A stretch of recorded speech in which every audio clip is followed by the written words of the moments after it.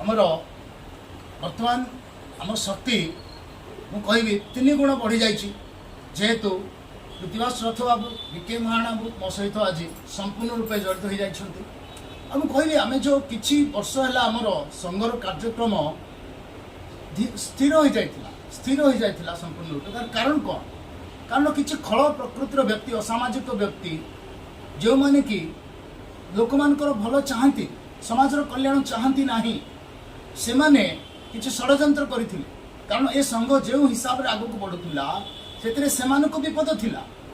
कहीं विपद थिला सेटा गोटे चर्चार विषय किंतु अनेक व्यक्ति थिले जे मानको आम संघ पक्षरु विपद थिला कारण आम संघ सत्यर लड़ाई लड़े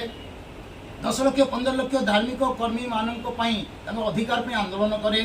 और एथि जोगु किछि लोकन को असुविधा रही थिला तेणु से चक्रांत करे किछि मिथ्या केसेस देथि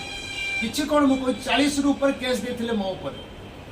से भितर केस जो है मत बेल है संगे संगे हाइकोर्ट पको पको फाइल संगे संगे बेल है मुझे चाहिए मसे भितर पदा को आसी पारि थांती किंतु मत बेल ऑर्डर भी आसला वकिल देइथिला जेल भितर बेल ऑर्डर चिरी मु फोपाड़ देली नहीं भाई मुझे कौन सी भूल करिनी बेल रे पदा को जीविनी मु भितर रही केस लड़बी आमर कानून व्यवस्था आम भारतर ओडिशार एते धीमा गति रे चले बिल्कुल विपर्यस्त व्यवस्था जो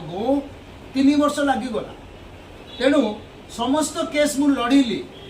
आउ से भितर मो केस रे कम से कम 20 जन पुलिस इंस्पेक्टर डिटेल्स रे इन्वेस्टिगेशन कले मु निजे स्कोप देली इन्वेस्टिगेशन करिया पई कहली 7 जन मजिस्ट्रेट मो केस गुडी विचारणा करछंती लोअर कोर्ट को नहीं हाई कोर्ट पर्यंत 7 जन मजिस्ट्रेट मो केस रो विचारणा कले आउ 14 जन वकील ए केस को लड़िले 3 जन गवर्नमेंट वकील 14 जन प्राइवेट वकील 17 जन वकील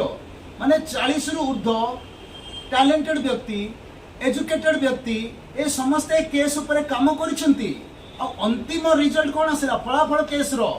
सुकांत पंडा कौन सी प्रकार दोष करी नहांती 1% भी कौन सी व्यक्ति कौन सी प्रकार अनिष्ट करी नहांती से संपूर्ण रूप निर्दोष तांको संग बंद करिया पय तांको बदनाम करा जायतिला षड्यंत्र करा जायतिला तेणु इज्जत सहित सम्मान सहित सुकांत पंडा महोदय को अति शीघ्र मुक्त करा जाओ बोली फाइनली सबु कोर्ट रो ऑर्डर आछि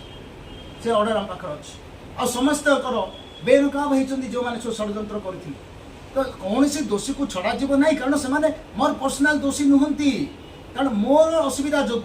15 लाख धार्मिक कर्मी असुविधा है 15 लाख धार्मिक कर्मी जो माने निज अधिकार 3 वर्ष तले ही पाई जाई थांते 3 वर्ष पर्यंत से मानकु किछि भी अधिकार मिलले नहीं से माने चुपचाप पड़ी रहिले निज घरे